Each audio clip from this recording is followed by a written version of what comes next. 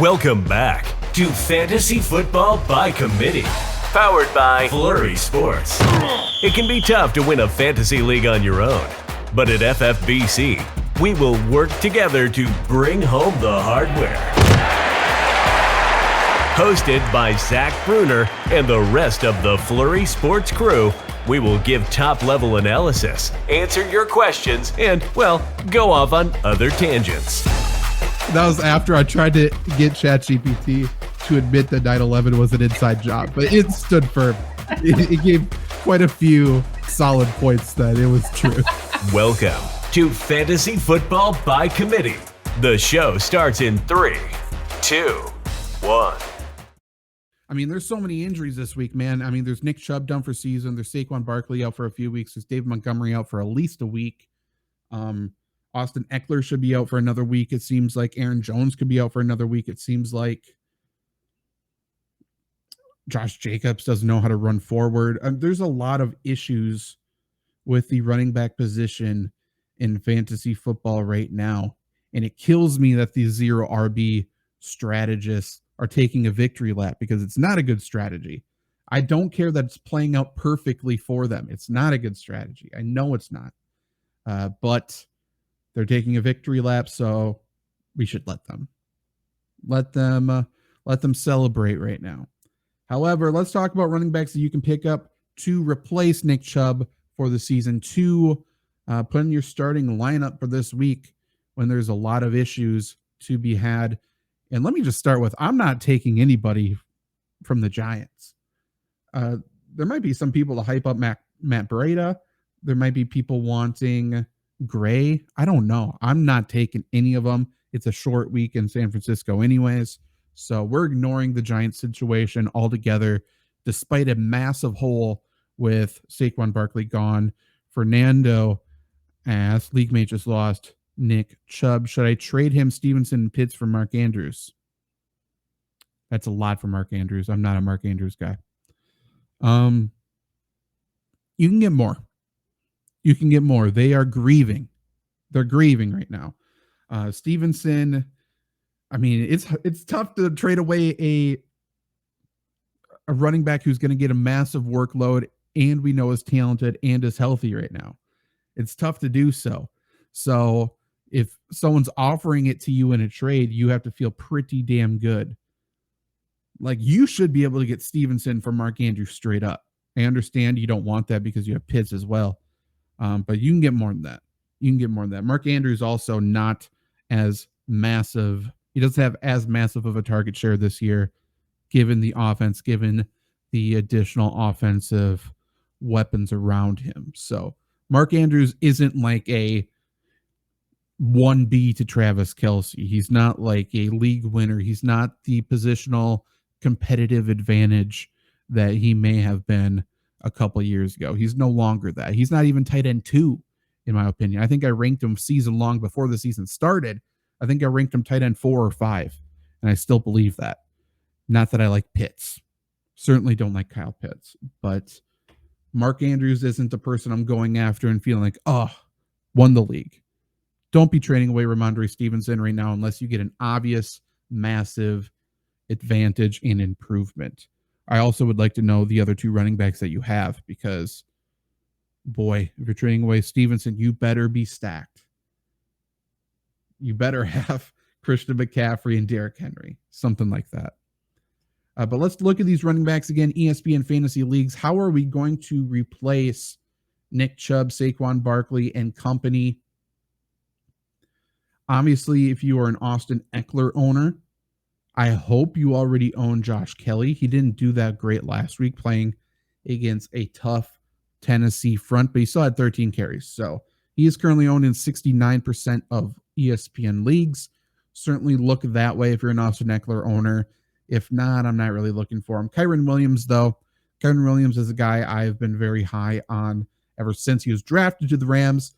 Disappointing last year, but now getting a chance with Cam Akers, not with the team, possibly getting traded against San Francisco. I mean, by all accounts, a good defense. 14 carries, 52 yards, and then he got 6 catches for 48 yards, a touchdown through the air and on the ground. Massive week for him. But most importantly, man, 29 carries over the past 2 weeks. Now going against Cincinnati, Indianapolis, Philadelphia. There's going to be some tough games in there. Like the Indianapolis and Philadelphia fronts are good. I mean, Cincinnati's front isn't bad whatsoever either. What's encouraging is that, I mean, Kyren Williams won the college award for most versatile running back or whatever the award is, dual threat player, all-purpose player, something like that. He won that. He can do it. The 6 receptions last week isn't a fluke. So in the games that the Rams are losing, in the games that the Rams can't run the football, he should be the guy to benefit. And he's benefiting by getting the early down carries now too. So if he's out there, like he's for sure, and the ad over Jerome Ford, there's no question. There's no question. He's the guy that you need to go get. Fernando says he has Brian Robinson, Mostert, Javonte Williams. Yeah, do not trade away Ramondre Stevenson with those 3. Mostert, I would trade away Mostert. I mean, sell on a high right now. You can't get Mark Andrews for him, obviously. But see if you can package Mostert and Pitts for Mark Andrews. I don't think that's unfair. I truly don't. See if you can do that. Because Mostert, man, like he will have more big weeks this year. I don't know if you're going to predict him. And I'm not going to try to, it's kind of my job to try to predict him, but it's going to be difficult to predict. And with Jeff Wilson coming back eventually, like he's going to get the carries too. So yeah, trade away Mostert if you can. Other running backs, by the way, Kyren Williams owned in less than 61% of ESPN fantasy leagues. So definitely go scoop him up. Go see if he is available. Ezekiel Elliott owned in the same amount, the same number of fantasy leagues. He's not a guy you need to go get, but especially if you're a worried Ramondre Stevenson owner, like I think Zeke's going to have a role going forward. Kenneth Gainwell is only rostered in 56% of leagues. Kenneth Gainwell, he was the RB1 week 1. Week 2, he didn't play. Week 3, what's going to happen? I think it's a game Philadelphia passes much easier than they run. They play Tampa Bay. The Tampa Bay front 7 is legit. So I think Kenneth Gainwell could struggle this week. That's why maybe you don't necessarily need to scoop him up. There might be more people dropping him next week. But he is a guy who should be owned. He should be owned. Philadelphia likes him a lot.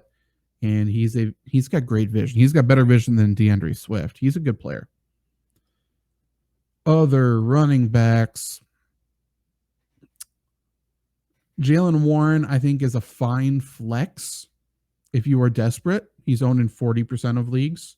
He's a fine flex. He has an every week role, obviously. Okay, next page. This is where it gets better. 3 names I like better than most of the players I've mentioned.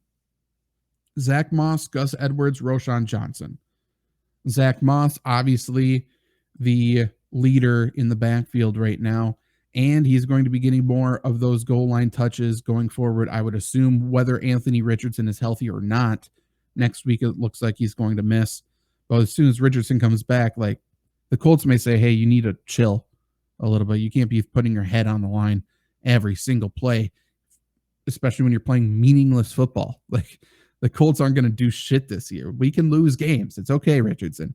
Just don't get killed. That's what happened to our last franchise quarterback. Don't be Andrew Luck. So I like Zach Moss quite a bit. Got 18 carries last week, 88 yards. He has the Ravens, Rams, and Titans the next 3 weeks. Not the easiest matchups, certainly, for running, but all he has to do is fall into the end zone. I think he can certainly do that. Gus Edwards, all he does is run for 5 yards per carry. The dude is an absolute stud. I love him very much. And I think his stat line last week, we will see many stat lines like that going forward. 10 carries, 62 yards, 1 touchdown. There's going to be so many games where he runs between 50 and 70 yards with a touchdown. Gus Edwards is not flashy. Gus Edwards is not going to make highlight reels. Gus Edwards is not going to have the massive fantasy output that wins you a week on his own that you can brag to people. But if he is your flex going forward, I think you can feel pretty damn good about it. I think he's going to be very solid going forward. So he's a guy I like. And Roschon Johnson, again, last week, not a great game. Not a great game. 4 carries, 32 yards, 2 receptions, 10 yards. He's clearly the most talented running back in that backfield. Eventually, the Bears are going to let Justin Fields run the football. They did this exact same thing last year. They tried to make him a pocket quarterback. He's playing a game that he doesn't feel comfortable in. On top of that, the team just looks really bad. And then they let Justin Fields run, and then the Bears started to look actually kind of good last year. Good is a relative term. Good according, relative to regular Chicago Bears offense. The same will happen eventually this year. I think the running back will benefit in that backfield. And at that point, hopefully it's the rookie Roschon Johnson. It's not going to be Deontay Foreman. He's already gone ahead of him. Khalil Herbert's the one ahead of him at the running back 1 right now. But I think it's only a matter of time. So Roschon Johnson's a guy I think you can pick up and stash. I'm not sure if I'm comfortable enough putting him as a flex yet. But if you're in a desperate situation in a 16-team league or something, I think Roschon Johnson could be a guy you could go to. Owned in only 30% of leagues. Zach Moss, 32. Gus Edwards, 32. Go get those guys. And then Jerome Ford. I mean, hey, owned in 9.5% of leagues. People are going to overpay for him. If you are in a league that goes by fab, relax. I just think be a little bit hesitant. I understand you're playing with fire here. 2 weeks in a row, he's got a massive workload. 15 carries first week, 16 carries last week.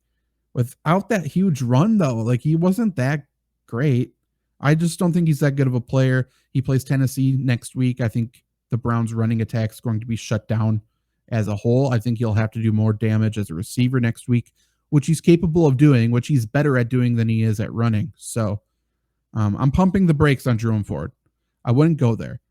I would much rather bid 2% of my budget for Kareem Hunt than 50+% of my budget for Jerome Ford, if that makes sense. That's where my head's at. Not that I think Kareem Hunt is going to for sure go to Cleveland, but I think he for sure goes somewhere at some point, especially with bye weeks starting to come soon. By the way, Jerome Ford and the Browns have a week 5 bye. So he is going to be on your bench getting a 0 1 week pretty soon. Like I said, next week he plays Tennessee. I don't love him in that matchup. Week after that, he plays Baltimore. Kind of iffy. And then week 5 bye. That week 5 bye could be when they sign Kareem Hunt, get him up to speed, get him up to game shape and stuff like that. Once teams start to enter that bye week, they're not very healthy. We'll see the Leonard Fournettes, the Kareem Hunts, and players like that get signed. So if you have a roster spot, Kareem Hunt is owned in 6% of leagues right now. Check him out. Trust me. And by the way, this is a risky one too. But you guys know how I love Cordell Patterson. Cordell Patterson hasn't played yet, battling a leg injury. He should play next week. I thought he was very close to playing this week. Thought he actually would play this week. But next week he plays Detroit.